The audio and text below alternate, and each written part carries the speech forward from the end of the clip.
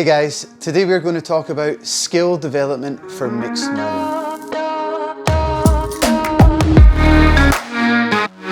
So before we get into the framework that we like to use here at the Process Programming and at Coastal Fitness, we first must understand what the end goal is for taking a skill in mixed modal. So we like to define a skill in mixed modal performed at the highest expression is going to be in a fatigued-based setting, i.e. the open, or a workout for time with non-complementary loading. When we're referring to non-complementary, we simply mean movements and patterns that interfere with each other. I'm going to give you an example, a handstand push-up and a push-up on the floor. You can now see that those two movements are both pushing patterns and they're going to start challenging one another when performing those movements in a workout.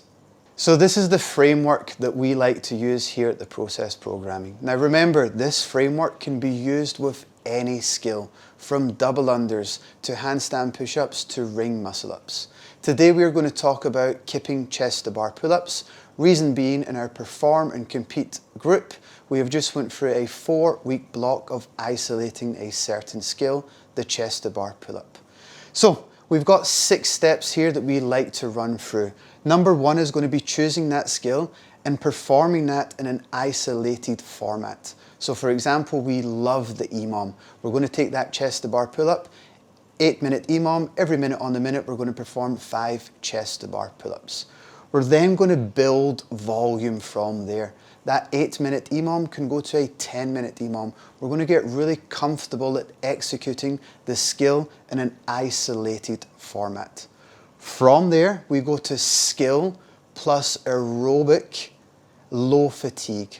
We're still staying with the EMOM, 8 minutes chest to bar pull-ups, minute 1, 5 chest to bar pull-ups, minute 2, 30 seconds on the assault bike. All we're simply trying to do is elevate the heart rate to then challenge that skill. We build volume, that 8-minute EMOM goes to 10, 12, we get really comfortable. From there we go to step number 3, which is going to be skill plus low fatigue with complementary loading. So we're staying with the EMOM. We're now doing a 9-minute EMOM, 5 chest to bar pull-ups, 30 seconds on the assault bike, and reverse lunges. So you can see that reverse lunge is not really going to interfere with my pull when I'm doing my chest to bar pull-ups. Okay? We then build volume, so we went from 9 minutes to 12 minutes to 15 minutes. We then take that skill, we perform the skill, low fatigue aerobic with non-complementary loading. So we're starting off with a 9-minute EMOM, 5 chest to bar pull-ups, minute 1, minute 2 we're going to hop on the bike, minute 3 we're now going to challenge that same movement pattern. So we could maybe start off with a single arm dumbbell row. We build volume, that can go to a bilateral dumbbell row. We can then challenge that pattern even more by doing another vertical pull with the chest to bar pull-ups. We build volume, build volume, build volume. From there, we're moving on to step number 5. So we're now taking that skill and we're going to perform that in aerobic intervals. So we're just looking to sustain, for example, 5 chest to bar pull-ups, 10 calories on the assault bike, 10 air squats. We're looking just to sustainable and repeatable intervals with that skill. We build volume. From there, like we said in the beginning, that's now moving into its highest expression. So we're going to take that skill plus anaerobic fatigue and non-complementary loading. So that can maybe look for time, 25 chest to bar pull-ups, 25 calories on the assault bike, 25 ring rows.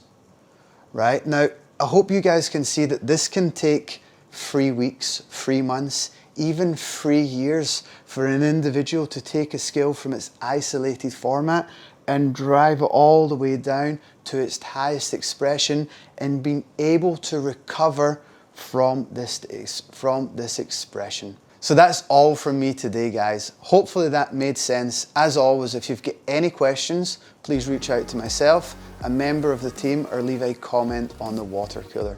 Thank you. Cheers.